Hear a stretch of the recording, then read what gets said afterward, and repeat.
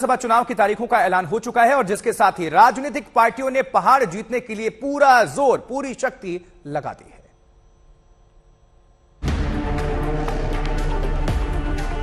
कर्मचारियों के पेंशन के लिए पैसा नहीं है, लेकिन बड़े बड़े उद्योगपति मित्र जो हैं आपके, उनके लोन आप माफ कर देते हैं। ये दोनों प्रोजेक्ट हिमाचल का नाम रोशन करने वाले। एक ही बात ध्यान रखना कि मोदी जी हैं तो मुमकिन है। बीजेपी और कांग्रेस वालों ने भी लूटने में कोई कसर नहीं छोड़ी।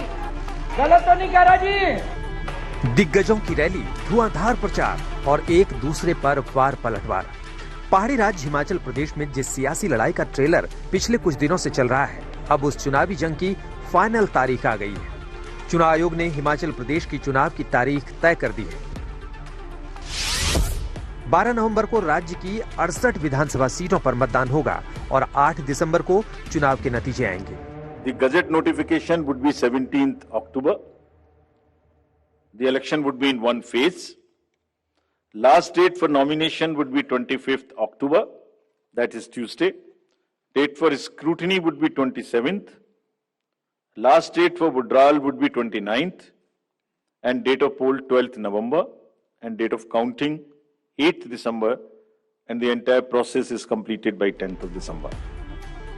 चुनावी तारीखों के ऐलान से पहले ही हिमाचल प्रदेश सियासी रंग में रंगा नजर आ रहा है। पीएम मोदी से लेकर बीजेपी के दिग्गजों का लगातार हिमाचल दौरा हो रहा है। 5 अक्टूबर से 16 अक्टूबर के बीच पीएम मोदी के 4 चुनावी दौरे का प्लान बना। पिछले दौरे में प्रधानमंत्री मोदी ने कई योजनाओं का उद्घाटन किया, कई बड़ी परियोजनाओं का शिलान्यास किया।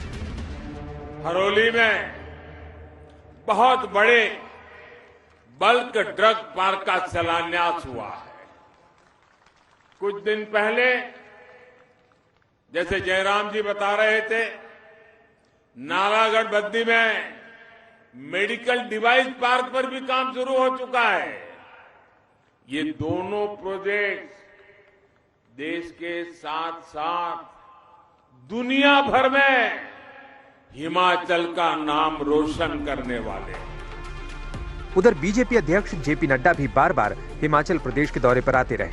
परिवारवाद का आरोप लगाकर कांग्रेस पर वार किया, डबल इंजन सरकार की उपलब्धियां गिनाकर भविष्य में और विकास का वादा किया। आज इतना परिवर्तन आ गया, ये किस कारण से आया? एक ही बात ध्यान रखना कि मोदी जी हैं तो मुमकिन है, और जयराम जी उसको धरती पर उतार रहे हैं, और इसको हमको संभाल करके चलना। बीजेपी के जोरदार प्रचार के बीच अब कांग्रेस भी हिमाचल के चुनावी रण में उतर पड़ी है। प्रियंका गांधी ने हिमाचल के सोलन में रैली की, बदलाव का नारा देकर बीजेपी को चुनौती पेश की। कर्मचारियों के पेंशन के लिए पैसा नहीं है, लेकिन बड़े बड़े उद्योगपति मित्र जो हैं आपके, उनके लोन आप माफ कर देते हैं। उनको तमाम पीएसयू पकड़ा देते हैं, उनको कोल्ड स्टोरेज दिलवा देते हैं। सेब के दाम, फसल के दाम वो तय करेंगे, और जो मेहनत कर रहा है कर्मचारी, उसके लिए आपके पास न समय है और न आपके पास पैसा है, और आप अपने मुंह से कहते हैं ये। वैसे तो 2017 में हिमाचल प्रदेश की 68 सीटों में से बीजेपी को 44 सीटें मिली थी और करीब 49% वोट मिले थे, जबकि कांग्रेस को 21 सीटें और करीब 42% वोट मिले थे। इनमें से एक सीट बीजेपी उपचुनाव में हार गई और मौजूदा सूरत में बीजेपी के पास 43 और कांग्रेस के पास 22 सीटें हैं। लेकिन इस बार राज्य में बीजेपी के सामने दोहरी सत्ता विरोधी लहर की चुनौती है, जबकि कांग्रेस को 5 साल बाद सत्ता में वापसी का इंतजार है। लेकिन कांग्रेस के सपने में विघ्न डालने के लिए इस बार सिर्फ बीजेपी ही नहीं, आम आदमी पार्टी भी तैयार है। कांग्रेस और बीजेपी वालों ने भी हिमाचल प्रदेश को लूटने में कोई कसर नहीं छोड़ी। गलत तो नहीं कह रहा जी? बीजेपी और कांग्रेस वालों ने भी लूटने में कोई कसर नहीं छोड़ी। 30 साल तक हिमाचल प्रदेश पे कांग्रेस ने राज किया, 17 साल तक बीजेपी ने राज किया।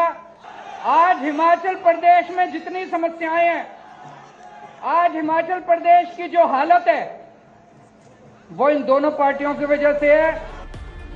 तैयारी पूरी है, तारीख भी तय हो गई है। आने वाले दिनों में हर कोई हिमाचल जीत के लिए अपना दम लगाएगा, चुनाव प्रचार की रफ्तार और बढ़ाएगा। सोलन से मौसमी सिंह के साथ पॉल मिसाह, दिल्ली आज तक।